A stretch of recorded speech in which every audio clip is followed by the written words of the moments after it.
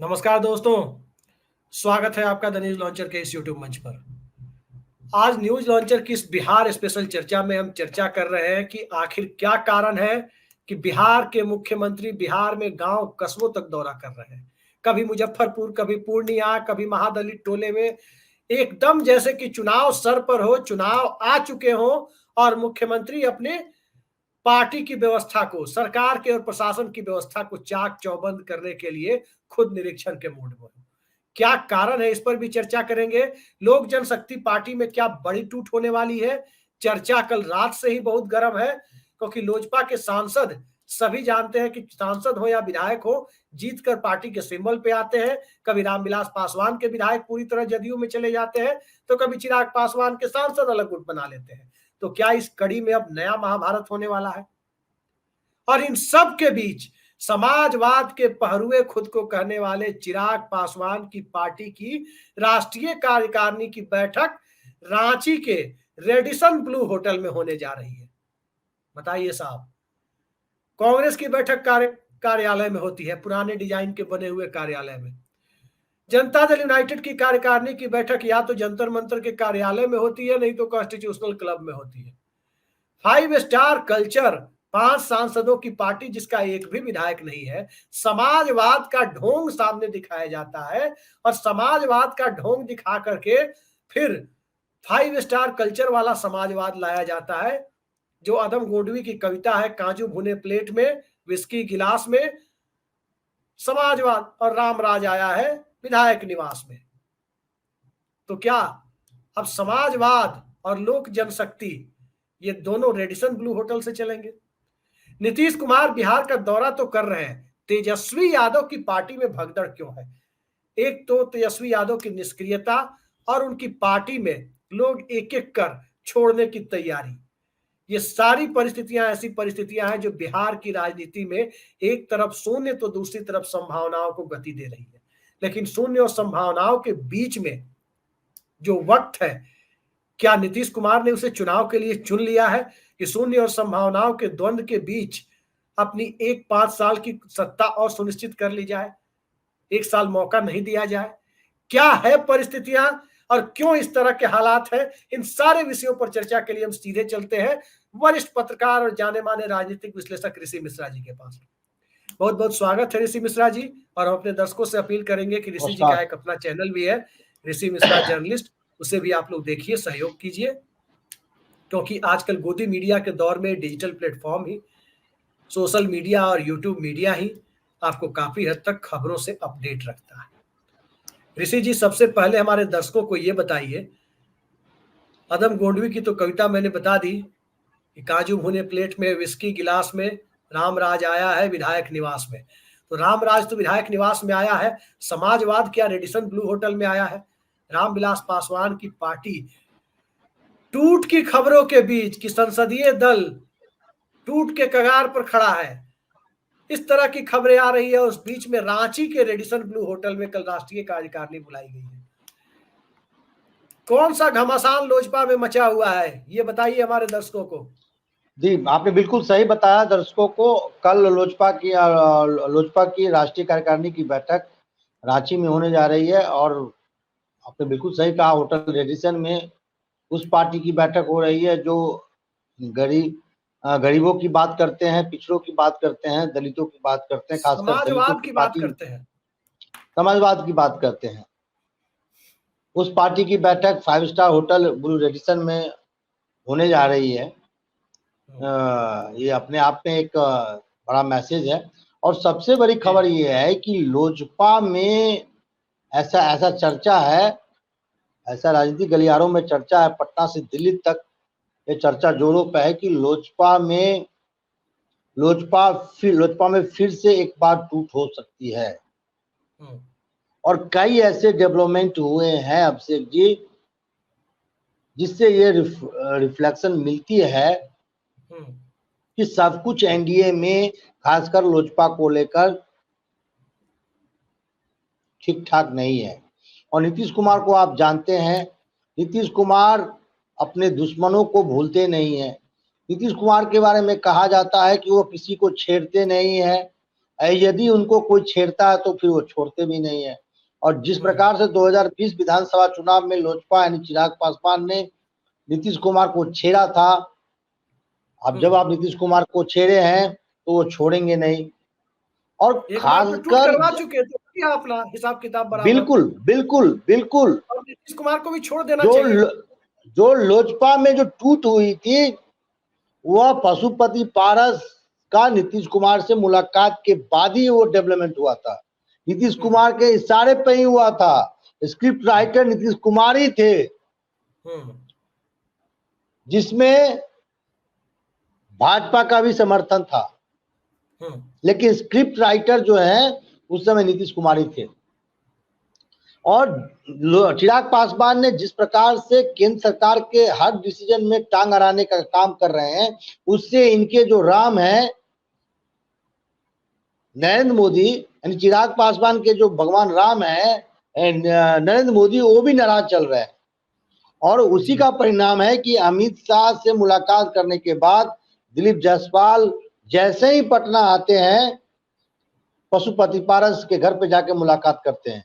ऐसे किसी फंक्शन में मिल लेना, ऐसे कहीं एयरपोर्ट पे मुलाकात हो जाना, लेकिन किसी राष्ट्रीय पार्टी का प्रदेश अध्यक्ष दिल्ली से आता है, वो भी अमित शाह जी से मिलके आता है, और एयरपोर्ट से सीधे पशुपति पारस के घर चले जाते हैं, इसके राजनीतिक मायने हैं। मैं नहीं कह रहा हूं कि लोजपा में टूट होना ही है, लेकिन ये खबर बिहार के राजनीतिक गलियारों में बहुत तेजी से फैल रही है कि लोजपा में सब कुछ ठीक नहीं है, और ऑपरेशन चिराग, ऑपरेशन लोजपा को नीतीश कुमार फिर से अंजाम दे सकते हैं। क्या इसमें भाजपा का समर्थन है, क्या नरेंद्र मोदी का समर्थन है, ये देखने वाली बात है। जी जी, लेकिन सवाल यह है कि लोजपा की हालांकि डिमांड भी एक चीज और जोड़ दूं, चिराग पासवान ने कल राष्ट्रीय कार्यकारिणी की बैठक से पहले अपने 5 सांसदों का, खुद एक सांसद है, एक बहनोई सांसद है, 3 अन्य सांसदों को बुलाया है। आज शायद लोजपा के सांसदों की मीटिंग है, और केंद्र सरकार से जो रिलेशन में जो थोड़ा सा तल्खी आई है उसको लेकर बात विचार होगी। तो आज एक लेटेस्ट खबर ये है कि सांसदों की उन्होंने बैठक बुलाई है। और दूसरा जो आप जो सवाल कर रहे थे, यह बात बिल्कुल सही है।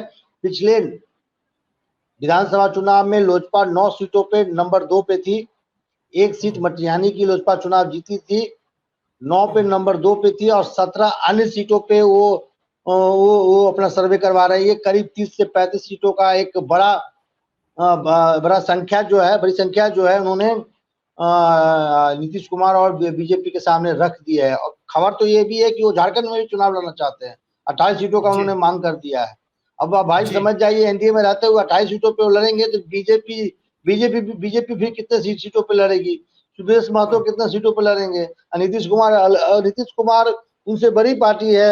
यदि तुलनात्मक देखें झारखंड में लोजपा से, तो वो खुद 12 सीटें मांग रहे हैं, जेडीयू 12, ये 28, सुदेश महतो कुछ और मांगेंगे, भाजपा फिर कितने सीटों पर लड़ेगी। तो ये स्थिति लोजपा की है।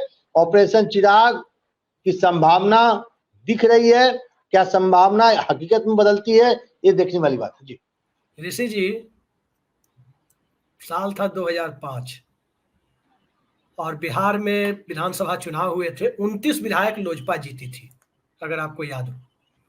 अवधेश प्रसाद कुशवाहा विधायक दल के नेता हुआ करते थे, हरसिद्धि के विधायक। और 29 विधायकों को रामविलास पासवान ने फील्डिंग कराने के लिए लगा रखा था। बैटिंग बॉलिंग करने के लिए हम बैटिंग लेंगे तो हम बैटिंग लेंगे, ये तो एनडीए और लालू यादव दोनों कर रहे थे। राष्ट्रपति शासन लग गया। और उधर सरयू राय 29 में से 20 विधायकों को लेकर घाटशिला पहुंच गए झारखंड में। लाइन होटल पर बैठ करके, घाटशिला में 20 विधायक वहां लाइन होटल पर बैठ करके नाश्ता पानी कर रहे थे सरयू राय के साथ। ये सच्चाई है। किसी पत्रकार की गुजरते हुए उधर से नजर पड़ गई कि यहाँ तो गाड़ियों की लाइन है और बिहार के 20 माननीय यहाँ पर है सरयू राय के साथ। खबर दिल्ली पहुंची। जैसे ही खबर फ्लैश हुई कि 20 विधायक सरयू राय के साथ है वहां पर, आधी रात को राष्ट्रपति कलाम साहब मॉस्को में, बिहार विधानसभा जो गठित तक नहीं हुई है, प्रेसिडेंट रूल लागू है, वो गठन के पहले बिहार विधानसभा भंग कर दी गई। तब भी रामविलास पासवान जिनसे फील्डिंग करवा रहे थे विधायक थे, वो फील्डिंग छोड़ करके बैटिंग कर रहे, बरास्ते झारखंड, बरास्ते घाटशिला बिहार पहुंचने की तैयारी में थे। फिर नवंबर में चुनाव हुआ, फिर 2010 का चुनाव रामविलास पासवान ने लालू यादव के साथ मिलकर लड़ा। लालू यादव को 22, रामविलास पासवान की लोजपा को 3 सीटें मिली। उनके तीनों विधायक चले गए जनता दल यूनाइटेड में जीतने के बाद। फिर स्थिति देखिए, 2015 में 2 विधायक जीते, दोनों चले गए जनता दल यूनाइटेड में।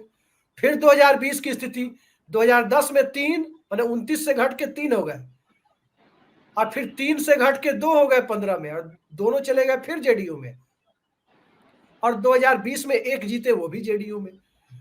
तो ये रिक्रूटमेंट एजेंसी जो चला रखे हैं कि विधायक जीतेंगे हमारे सिंबल पर, जिसको सरकार बनानी है वो ले जाए हमारे विधायक को, ये ऐसी पार्टी क्यों बनी हुई है लोजपा? देखिए, यदि आप संवाद में विश्वास नहीं करेंगे, आप अपने सांसदों से बात नहीं करेंगे, आप अपने विधायकों से बात नहीं करेंगे, पदाधिकारियों से बात नहीं करेंगे, और आसपास के लोगों के राय मशवरा पे पार्टी के हर डिसीजन को एग्जीक्यूट करेंगे, तो हालात ऐसे आएंगे ही। जो टूट हुई है, पिछले बार जो टूट हुई है, उसमें सूरजभान सिंह से लेकर तमाम ऐसे नेता जो पशुपति पारस के साथ चले गए, क्या इनका आरोप था कि ये संवाद कर ही नहीं रहे थे, अपने सांसदों से बात नहीं कर रहे थे। उस समय भी जो जितने सांसद थे, महबूब अली कैसर, बीना देवी, सूरजभान, तमाम लोगों का कहना था कि लोजपा को एनडीए का हिस्सा रहना चाहिए, जेडीयू के विरुद्ध उम्मीदवार नहीं उतारना चाहिए। लेकिन इन्होंने डिसीजन ले लिया, जेडीयू के विरुद्ध उन्होंने 143 विधानसभा सीटों में उम्मीदवार उतार दिया। हालात क्या हुए तो आप देख सकते हैं। तो चिराग पासवान, देखिए, चिराग पासवान एक मजबूत नेता है, इसमें कोई दो राय नहीं है। 5 से 6% का चंक आज भी उनके साथ है, एक आधार रखते हैं, लेकिन राजनीति में लचीला रुख अपनाना पड़ता है। एक तरफ आप नरेंद्र मोदी को भगवान राम का उपमा देते हैं, अपने आप को उनके हनुमान बताते हैं, और फिर जब आप केंद्र में साझीदार हैं, केंद्र के हर डिसीजन पे टांग अड़ाना, यदि आपको किसी डिसीजन को लेकर आपत्ति थी, आप ऑफ द कैमरा बात करते, मीडिया में कहने की क्या जरूरत थी। इस बात से लेकर बीजेपी नाराज है कि आपको किसी विषय को लेकर, किसी डिसीजन को लेकर यदि आपत्ति थी तो आप डायरेक्ट प्रधानमंत्री से बात कर सकते थे, इसको एक प्रॉपर फोरम पे इसको उठा सकते थे। आपने मीडिया को बताने की क्या जरूरत थी, आपने ये इन तमाम चीजों को पब्लिक डोमेन में क्यों रखा। तो इससे बीजेपी कहीं ना कहीं चिराग पासवान से नाराज है, और नीतीश कुमार तो सदे हुए खिलाड़ी है, और इस थोड़ा जो मनमुटाव बीजेपी और लोजपा में आई है, उसका फायदा नीतीश कुमार उठा सकते हैं, और आने वाले दिनों में हो सकता है कि ऑपरेशन चिराग आपको देखने को मिले। जी, चिराग ऑपरेशन तो देखने को मिलेगा या नहीं मिलेगा वक्त बताएगा, लेकिन मिलने के चांसेस ज्यादा लग रहे हैं। बिहार के मुख्यमंत्री नीतीश कुमार आजकल ऐसा लगता है, पिछले कुछ दिनों से उनके स्वास्थ्य को लेकर कुछ मीडिया वालों ने, हालांकि हम लोगों ने नहीं चलाई थी क्योंकि हमारे पास कोई जानकारी नहीं थी इस बारे में, सही बात है, लेकिन कुछ मीडिया वालों ने नीतीश कुमार के स्वास्थ्य को लेकर एक अफवाह कहे, खबर कहे, खूब चला रखे थे। अब सवाल उठता है कि जिस मुख्यमंत्री के स्वास्थ्य को लेकर खबरें हो, वो मुख्यमंत्री पूरे बिहार में प्रशासन को दुरुस्त करने के इरादे से निकल रहे हैं। कभी किसी ब्लॉक में, किसी अंचल में, किसी महादलित बस्ती में, कभी मुजफ्फरपुर के तुर्की ब्लॉक में, तो कभी पूर्णिया। एयरपोर्ट के कैंपस में ही समीक्षा बैठक कर ले रहे हैं। गर्मी, छांव, बरसात, धूप, किसी चीज का कोई लोड नहीं ले रहे हैं किसी चीज की। और उधर प्रदेश कार्यकारिणी को और प्रदेश के सभी अनुसांगिक संगठनों को भंग कर दिया जा रहा है एक आदेश से। मतलब जो सारी चीजें चुनाव सन्निकट होने पे होती है कि अब चुनाव होने वाला है, प्रशासन दुरुस्त करने की बातें हो रही है, दुरुस्त कितना होगा भगवान जाने। लेकिन मुख्यमंत्री जिस अंदाज में निकले हैं पूरे बिहार में, ये किस तरफ इशारा करते हैं? देखिए, मैं बार बार कह रहा हूं, 4 अक्टूबर के बाद यदि महाराष्ट्र और झारखंड के साथ बिहार का भी चुनाव कराया जा सकता है। यदि महाराष्ट्र और झारखंड के साथ चुनाव नहीं होता है तो जनवरी फरवरी में जो दिल्ली में चुनाव होने जा रही है, उसके साथ निश्चित ही बिहार का चुनाव होने जा रहा है।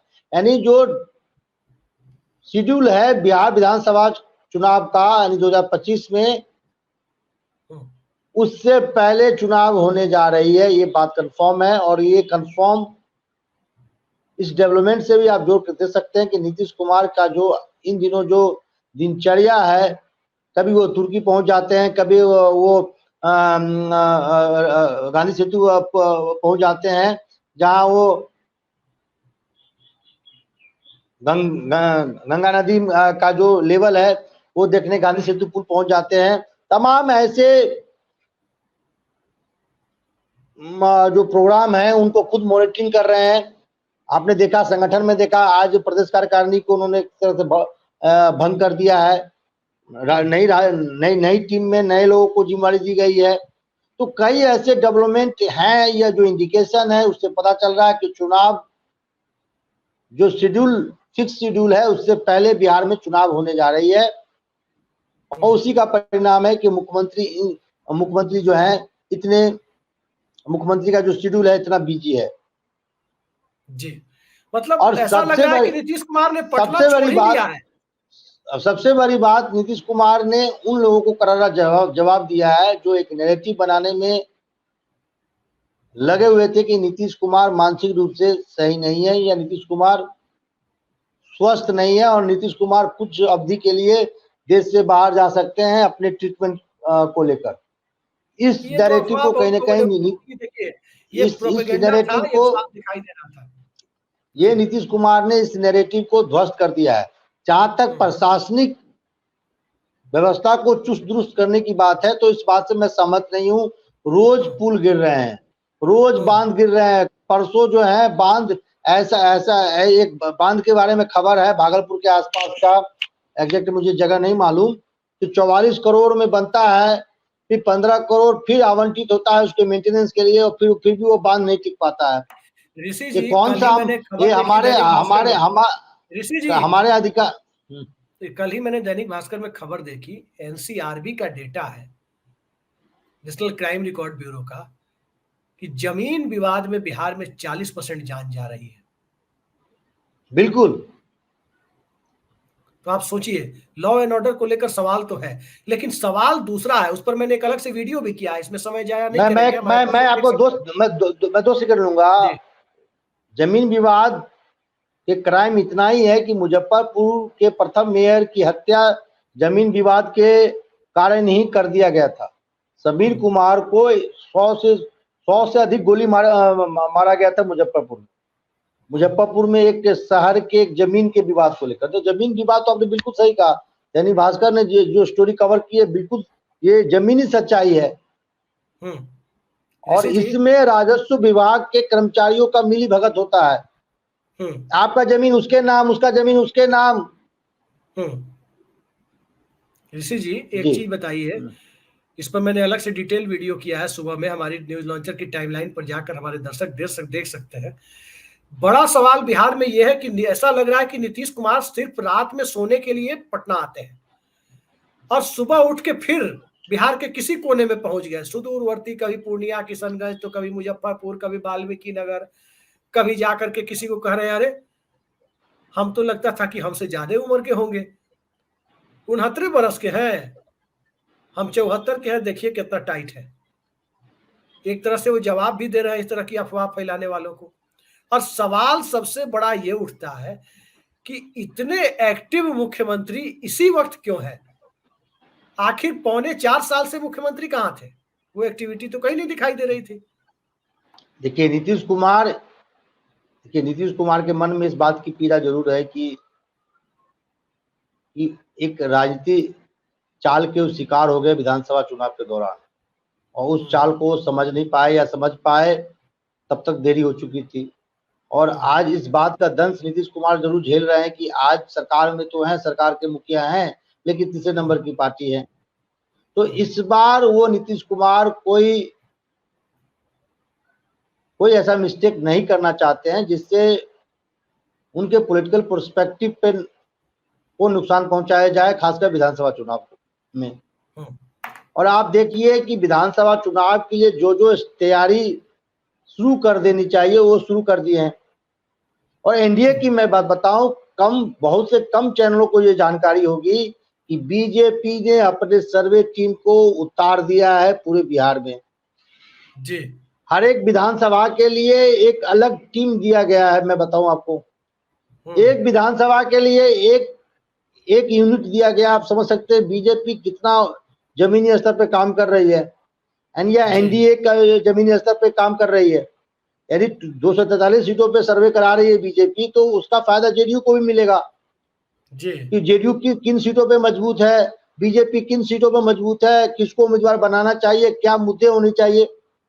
आज भी सर्वे टीम के एक पत्रकार ने मुझसे संपर्क किया कांटी विधानसभा क्षेत्र को लेकर। तो तैयारी शुरू है, इंडिकेशन, तमाम इंडिकेशन ये मिल रहे हैं। और न्यूज लॉन्चर पूरे दावे के साथ, दमखम के साथ ये बताना चाहती है कि चुनाव शेड्यूल टाइम से पहले बिहार में होने जा रही है। तमाम ऐसे डेवलपमेंट आपको देखने को मिल रहा है। मुख्यमंत्री की जो सक्रियता है,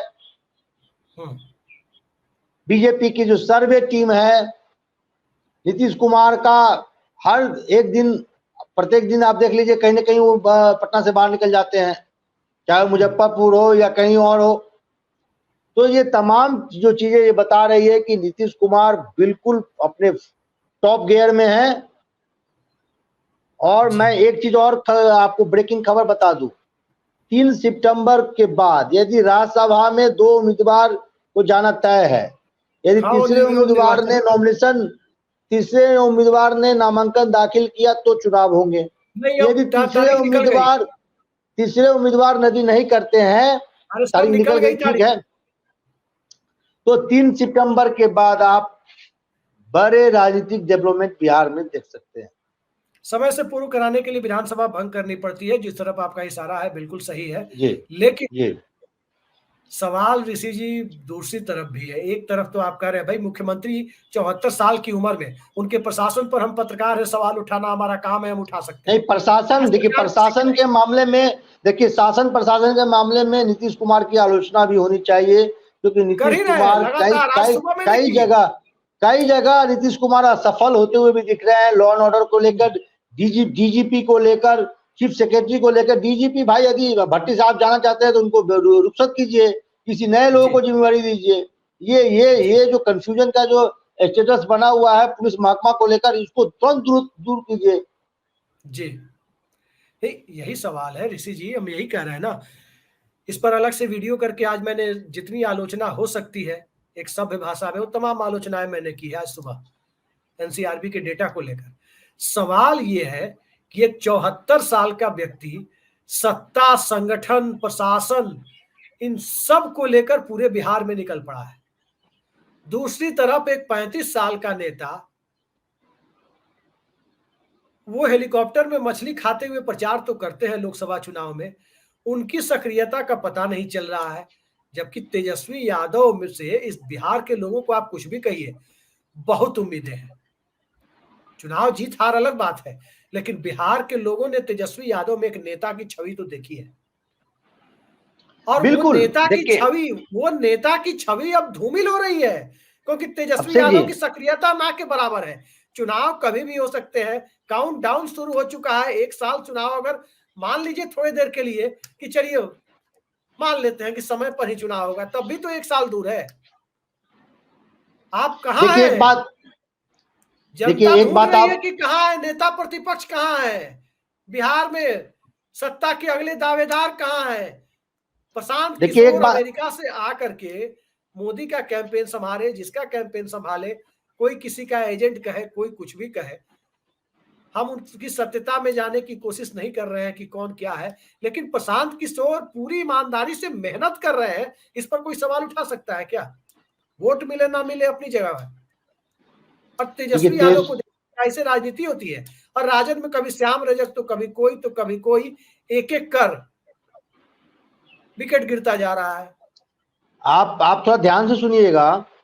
तेजस्वी यादव को जो मोमेंटम लोकसभा चुनाव में मिला, और तेजस्वी यादव और राजद ने जो एक्सपेरिमेंट की, गैर यादव ओबीसी में कुशवाहा को अट्रैक्ट करने का जो उन्होंने काम किया, उसका फायदा कई सीटों पे मिला और कई सीटों पे नहीं जीतने के बावजूद भी उनको ठीक ठाक वोट मिला पिछले चुनाव के तुलना में। क्या उस मोमेंटम को बनाए जाना नहीं रखना चाहिए था?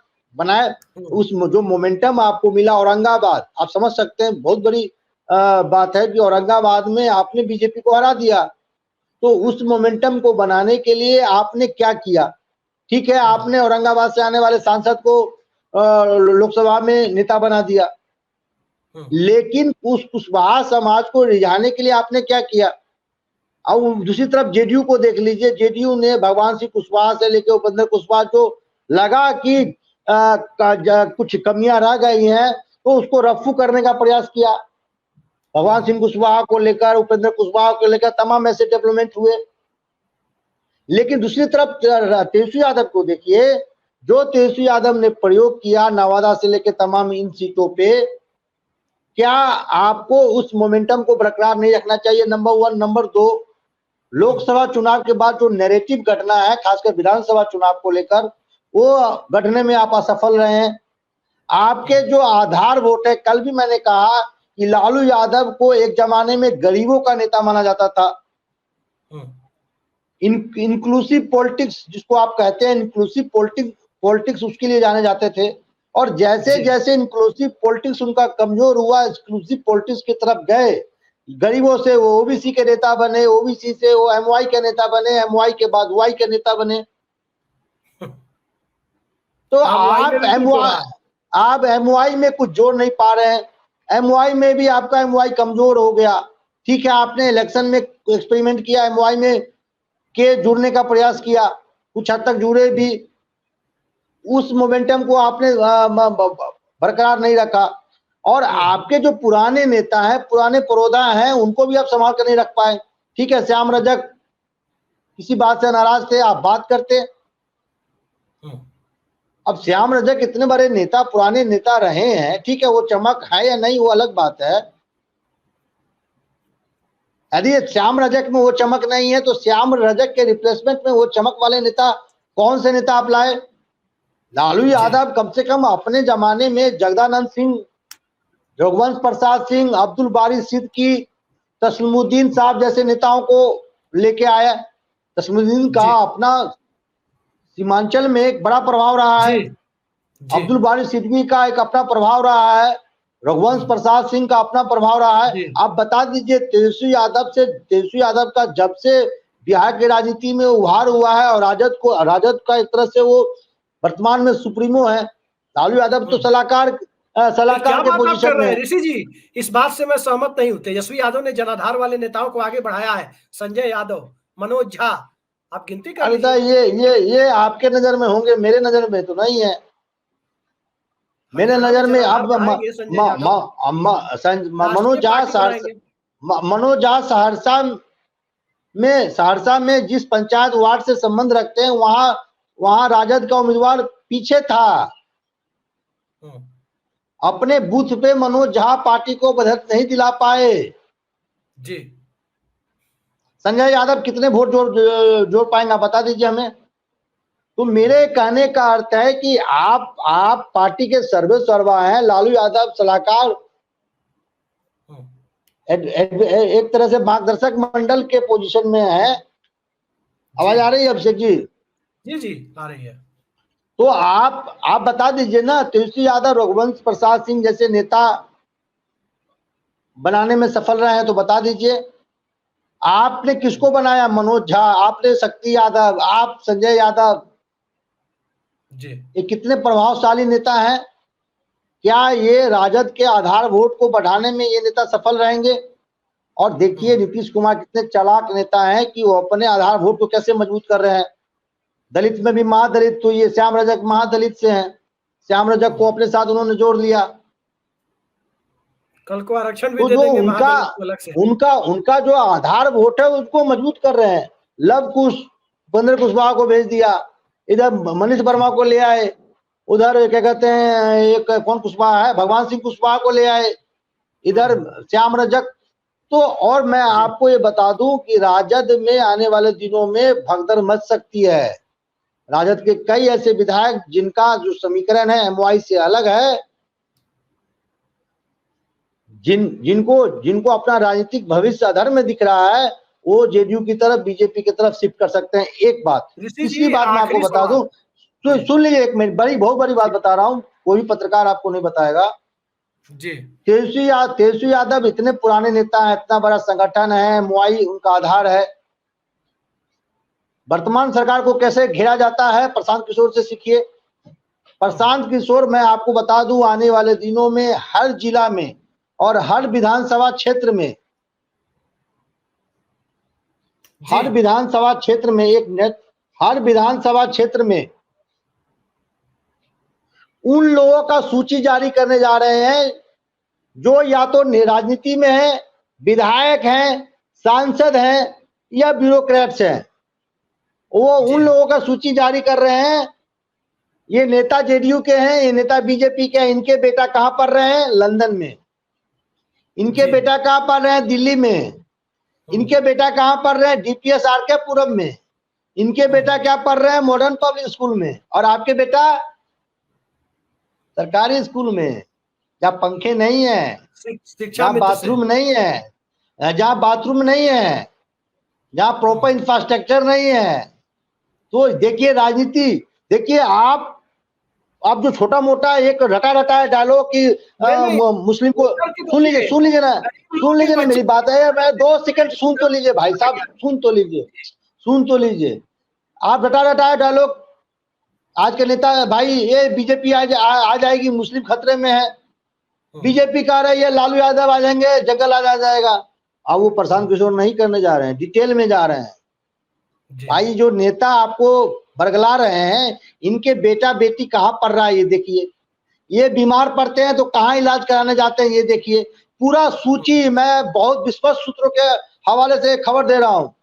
आने वाले दिनों में विधानसभा चुनाव से कुछ दिन पहले ये पूरे पोस्टर बाई पोस्टर छपवा रहे हैं प्रशांत किशोर। और हर विधानसभा क्षेत्र में, मुजफ्फरपुर, हर जिला मुख्यालय पे ये पोस्टर लगाया जाएगा। ये आपके नेता है, ये आपके मतलब बसिया है, और इनके बेटे कहाँ पढ़ रहे हैं। और आम जनता जिन्होंने आपको विधानसभा और लोकसभा भेजा, इनके बच्चे कहाँ पढ़ रहे हैं, इनके बच्चे कहाँ इलाज करा रहे हैं। ऋषि जी, ये बात ठीक है, प्रशांत किशोर राजनीति में आ रहे हैं, करना भी चाहिए, सच्चाई बतानी चाहिए। लेकिन कल को ये भी तो कोई पूछेगा कि प्रशांत किशोर के बच्चे किस स्कूल में पढ़ते हैं। देखिए, प्रशांत किशोर से तब आप पूछेंगे जब वो सत्ता में एक बार आ जाएंगे। हाँ, जब आप उनको जिम्मेवारी देंगे, और जो उन्होंने वादा किया है उस वादा पे वो खड़े नहीं उतरते हैं, तब आप सवाल करने के हकदार हैं। लेकिन आपने 25, 30, 40 सालों से जिनको ये जिम्मेवारी दे रखा है, जिनको ये ताज दे रखा है, उनके बच्चे कहाँ पढ़ते हैं और आपके बच्चे कहाँ पढ़ते हैं जी। तो मेरे कहने का अर्थ है, क्या ये ऐसा नैरेटिव तेजस्वी यादव नहीं कर सकते थे? जो नीतीश कुमार ये कह रहे हैं कि 2005 से पहले वाले बिहार और 2005 के बाद वाले बिहार की बात जो करते हैं, तो दिखाते 2005 के बाद वाले बिहार में नीतीश कुमार आज भी जब आंख दिखाना होता है तो वो दिल्ली जाते हैं। उन्हीं के बनाए गए सिस्टम पे उनके नेता विश्वास नहीं करते हैं। तमाम बड़े मंत्री विधायक जो है अपने इलाज कराने दिल्ली से, बिहार से, पटना से बाहर जाते हैं। तमाम जेडीयू के विधायक, तमाम बीजेपी के विधायक के बच्चे बिहार से बाहर पढ़ते हैं। तो क्या एक ऐसा नैरेटिव तेजस्वी यादव नहीं कर सकते थे? पिछड़ो सुनिए, देखिए बीजेपी, शिवराज सिंह चौहान पटना के कहते हैं कि मैं पिछड़ों का नेता हूं, लेकिन बैकडोर से आप पढ़ते हैं। नहीं, मैं दूसरी बात कर रहा हूँ। नरेंद्र मोदी कहते हैं मैं पिछड़ों का बेटा हूँ, हालांकि वो शादी नहीं की तो उनके बच्चों की बात नहीं कर सकते। शिवराज सिंह चौहान कह रहे हैं कि शिवराज सिंह चौहान कहते हैं कि पिछड़ों का नेता हूं, और बैकडोर से आप पिछड़ों का हक मारना चाहते हैं, जनगणना नहीं कराना चाहते हैं, रिजर्वेशन। यदि नीतीश कुमार ने यहाँ पे सर्वे करवाया और उन्होंने ये आरक्षण की सीमा बढ़ाई, उस पर आप मुहर नहीं लगाना चाहते हैं, तो इन मुद्दों को कौन उठाएगा? जी, और देखिए एक बात समझ लीजिए, तेजस्वी यादव 15 अगस्त के बाद पूरे बिहार के यात्रा पे निकलने वाले थे। ठीक है, आप सितंबर में निकलिएगा, अक्टूबर में निकलिएगा, हो सकता है चुनाव के बाद निकलिएगा, लेकिन आप एक रोड मैप तो बताएंगे ना, क्या मुद्दा है, कहां से शुरू करेंगे, क्या रोड मैप है। आप घर बैठे हुए हैं, विधानसभा सब चल रहा है, आप बिहार नहीं इंडिया से बाहर है। जी ऋषि जी, हम आखिरी सवाल पर आते हैं। मैं आपसे एक सवाल कर रहा हूं, 10 सेकंड लूंगा। तेजस्वी यादव कितने दिनों से राजनीति में है, और तेजस्वी यादव एक तरह से सुप्रीमो है पार्टी के, उनके हर डिसीजन को करीब करीब लालू यादव उस पर मोहर लगा देते हैं। आप बता दीजिए, एक भी रघुवंश प्रसाद सिंह जैसे नेता को यदि वो पार्टी में डेवलप करने में सफल रहे हो तो बता दीजिए, एक नाम बता दीजिए, मैं दावे के साथ। और राजद के जो समर्थक हैं, जो न्यूज लॉन्चर देखते हैं, उनसे मैं पूछना चाहता हूं, क्या मनोज झा रघुवंश प्रसाद सिंह के कद के बराबर हैं? क्या मनोज झा या संजय यादव जो हैं तस्लीमुद्दीन के कद के बराबर हैं? आपको मुसलमानों का वोट चाहिए, और मुसलमानों को जब टिकट देने की बात आती है तो आप उसमें कटौती कर देते हैं। और आपके आसपास देखिए, आपके आसपास कौन होते हैं? आपके आसपास मुसलमानों के नेता आपके पास रहते हैं। कौन? बिजनेसमैन। कौन? पत्रकार। कितना वोट दिला पाएंगे? जो 1000 करोड़ के मालिक हैं, 1000 करोड़ के मालिक हैं, वो धूप में जाएंगे पार्टी के लिए मेहनत करने? मेडिकल कॉलेज के मालिक राज्यसभा जाते हैं। ये बरसात कादों में जाएंगे वोट मांगने, कार्यकर्ताओं से मिलने। और एक बात करके खत्म करूंगा कि एमओआई के जो समीकरण है उसको भी तेजस्वी यादव ने अपने ईगो में ध्वस्त कर दिया है जी। यदि आप नवादा में राजवल्लभ के परिवार को मना लेते तो आज सीट आपके झोली में होता। आप हिना साहब से समय रहते हुए संवाद कर लिए रहते तो सिवान आपके झोली में होता। कन्हैया कुमार, यही झंझारपुर में यदि आप गुलाब यादव को मना लिए रहते तो गठबंधन के झोली में ये सीट होता। यानी आप एमवाई को भी समेट के रखने में असफल रहे हैं। जी, पप्पू यादव, कन्हैया कुमार, ये सब भी है। बिल्कुल। खैर, हम आखिरी सवाल पे आ रहे हैं ऋषि जी, कार्यक्रम का समय खत्म हो रहा है। क्योंकि ये सवाल आपसे पूछना बड़ा प्रासंगिक जान पड़ता है, क्योंकि आप पहले पत्रकार थे जो इसी न्यूज लॉन्चर के प्लेटफॉर्म पर, जिस वक्त लोग जेडीयू का राजनीतिक मरसिया पढ़ रहे थे कि जेडीयू तो अब खत्म हो गई है, बीते जमाने की बात है, आपने हमारे चैनल पर प्रोग्राम किया था। वो वीडियो बहुत सारे लोगों ने देखा था और कुछ उल्टे सीधे कमेंट भी हमारे दर्शक किए थे। खैर, उनका अधिकार है। जब आपने कहा था कि जेडीयू सबसे ज्यादा सीटें जीतकर बिहार से लोकसभा पहुंच रही है, और वो दौर था जब लोग कह रहे थे जेडीयू तो खत्म पार्टी है, और आज तेजस्वी यादव की सक्रियता निष्क्रियता जिस ढंग से सामने आ रही है, और भारतीय जनता पार्टी ऊपर नहीं उठ रही है, लोजपा टूट के कगार पर है, कांग्रेस दम नहीं दिखा रही है, नीतीश कुमार इस सबके बीच में पूरे बिहार का दौरा कर रहे हैं। क्या आपको लगता है लोकसभा चुनाव में तो आपकी भविष्यवाणी सही हो गई, अब क्या हमारे दर्शकों के सामने, चूंकि ऋषि मिश्रा जी की भविष्यवाणी पर लोग भरोसा करते हैं, लोकसभा चुनाव में हिंदुस्तान के अंदर कोई पत्रकार ऐसा नहीं था जो कह दे कि जेडीयू बिहार में सबसे ज्यादा सीटें जीतने जा रही है, वो ऋषि मिश्रा थे। और इसीलिए ऋषि मिश्रा जी से आज मैं सवाल पूछता हूं, क्या बिहार विधानसभा चुनाव में सिंगल लार्जेस्ट पार्टी का दर्जा किस पार्टी को मिलेगा? देखिए, जो अभी वर्तमान में जो हालात हैं, जिस प्रकार से तेजस्वी यादव निष्क्रिय हैं, आप देख लीजिए अपोजिशन वोटों में। देखिए, पहले ये था अपोजिशन वोटों पे एक तरह से अधिकार था इंडिया गठबंधन का, आरजेडी, कांग्रेस और लेफ्ट का, लेकिन एक ऑप्शन इमर्ज कर रहा है प्रशांत किशोर के विरुद्ध में। तो एंटी गवर्नमेंट जो वोट होगा, सत्ता विरोधी जो मत होंगे, उसका एक हिस्सा प्रशांत किशोर भी लेके जाएंगे यदि समय रहते हुए तेजस्वी यादव नैरेटिव बनाने में सफल नहीं होते हैं तो। और उस हिसाब से वर्तमान परिस्थिति में यदि आप मुझसे पूछे तो जेडीयू सिंगल लार्जेस्ट पार्टी हो सकती है, क्योंकि देखिए इसका एक कारण भी है कि जेडीयू अधिक से अधिक 80 प्लस की 90 प्लस, देखिए 130 135 सीटों पे से कम पे जेडीयू लड़ेगी नहीं। तो मेरे हिसाब से 90 प्लस का स्ट्राइक रेट जेडीयू का रहेगा और अच्छा 90 ऋषि जी, प्लस एक लाइन में जवाब जेडीयू का दीजिए। स्ट्राइक रहेगा। बहुत बड़ी बात आप कर रहे हैं, आपके भविष्यवाणी पर लोगों को भरोसा होता है। एक लाइन में जवाब दीजिए कि जेडीयू की 90 प्लस सीटें जीतने की स्थिति अगर चुनाव जल्दी हो जाए नवंबर दिसंबर में तब होती है, या अगले नवंबर दिसंबर तक जाता है तब होती है? अगले नवंबर दिसंबर तक तो प्रशांत किशोर भी ताकतवर हो नहीं, जाए। देखिए देखिए, चुनाव जितने जल्दी होंगे उतना फायदा नीतीश कुमार को होगा। और वर्तमान हालात में जो जो मेन विपक्षी पार्टी है राजद, उसकी जो निष्क्रियता है, उनके उनके विरुद्ध में जो एक नैरेटिव बन रहा है, उसका डायरेक्ट फायदा नीतीश कुमार को मिलेगा।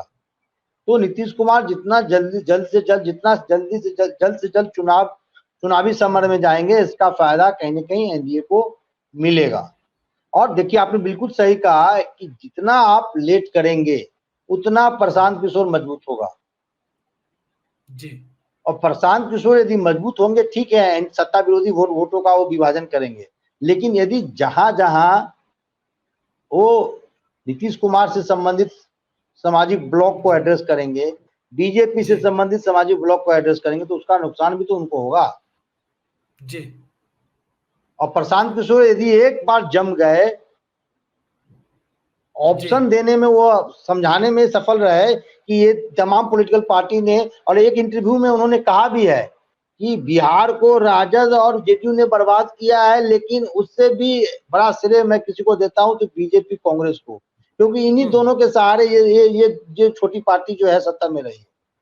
तो यदि एक नैरेटिव जैसे जैसे समय डिले करेंगे, नैरेटिव बनाने में यदि प्रशांत किशोर सफल रहे, तो जो हम 15, 20, 30 सीटों का अनुमान लगा रहे हैं, हो सकता है वो 100 क्रॉस कर जाए।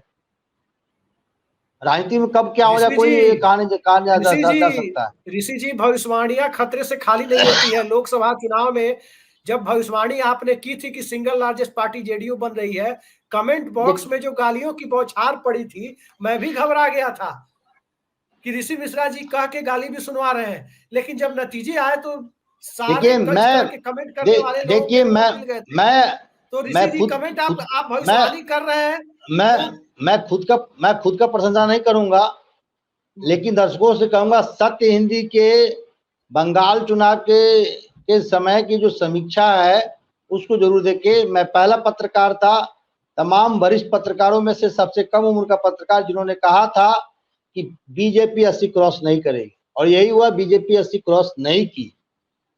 और विथ डाटा, आंकड़ा और विविध क्षेत्र। ऋषि मिश्रा जी, दीपक शर्मा जी ने डेटा जर्नलिस्ट का तमगा मुझे दे रखा है, लेकिन मुझे लगता है कि इसको सेड ऑफ करके अब ऋषि मिश्रा जी को ही ये तमगा देना पड़ेगा, क्योंकि इतनी सटीक भविष्यवाणी करने का साहस मेरे अंदर नहीं है जो आपने लोकसभा चुनाव में किया और अब आप विधानसभा के लिए कर रहे हैं। खैर, नहीं, जो देखिए, भी राजनीतिक अभिषेक जी, परिस्थितियां हो, अभिषेक जी, एक बात तो मानना होगा, प्रशांत किशोर कितने मजबूत हुए हैं ये नहीं कह सकता हूं, लेकिन एक ऑप्शन के रूप में बिहार का एक वर्ग देख रहा है उसको। नहीं तो जैसे तो जैसे उसको समय आप बीतेगा वो अनदेखा मजबूत न, होंगे। जी, ये मैं वही इसलिए मैं कह रहा था जी। और इसीलिए शायद जेडीयू जल्दी चुनाव चाहती भी है, ये तो छिपी हुई बात नहीं है। खैर, जो भी हो, बिहार की राजनीति में जिस चिराग मॉडल के सहारे जनता दल यूनाइटेड को कमजोर किया गया था, कभी कथित तौर पर भाजपा ने उस चिराग मॉडल का इस्तेमाल किया, तो क्या अब नीतीश कुमार चिराग मॉडल का इस्तेमाल खुद विरोधियों के लिए और अपने सहयोगियों के लिए, दोनों के लिए बहुत करीने से कर रहे हैं? और जो भविष्यवाणी ऋषि मिश्रा जी ने की कि जनता दल यूनाइटेड 90 प्लस सीटें जीतकर हो सकता है 100 प्लस भी जीत जाए, जो ऋषि मिश्रा जी कह रहे हैं कि बिहार में सिंगल लार्जेस्ट पार्टी के रूप में उभरने जा रही है, इस भविष्यवाणी के ऊपर मेरी अपनी कोई व्यक्तिगत राय तो नहीं है, लेकिन ऋषि मिश्रा जी की जो भविष्यवाणियों का रिकॉर्ड रहा है पॉलिटिकल फोरकास्ट का, उससे ना इत्तेफाकी रखने का भी कोई कारण नहीं बनता है। देखते हैं, ऋषि मिश्रा जी पिछली बार तो गाली सुनवाए कमेंट बॉक्स में दर्शकों से, अब शब्दों के बाण चले, लेकिन आलोचकों का मुंह 4 जून को बंद हो गया था। खैर, आलोचना को हम तहे दिल से स्वीकार करते हैं, अगर भाषा शैली सही हो, आलोचना करने का हक सभी को है, लेकिन ऋषि मिश्रा जी की भविष्यवाणी उस वक्त सही निकली थी। और इस बार क्या होगा, ऋषि जी के साथ साथ हमारी भी इस पर नजर बनी रहेगी, हमारे दर्शकों की भी नजर बनी रहेगी। बहुत बहुत धन्यवाद ऋषि मिश्रा जी, बहुत बड़ी बात आज आपने कही है, और इसके लिए आज हम आपको धन्यवाद नहीं देंगे इस बात के लिए, क्योंकि भविष्यवाणियों पर धन्यवाद देना सही हो जिस दिन उस दिन बनता है। 4 जून को आप मिले नहीं थे, 5 जून को मिले थे तो मैंने धन्यवाद दिया था आपको। खैर, बहुत बहुत धन्यवाद, नमस्कार।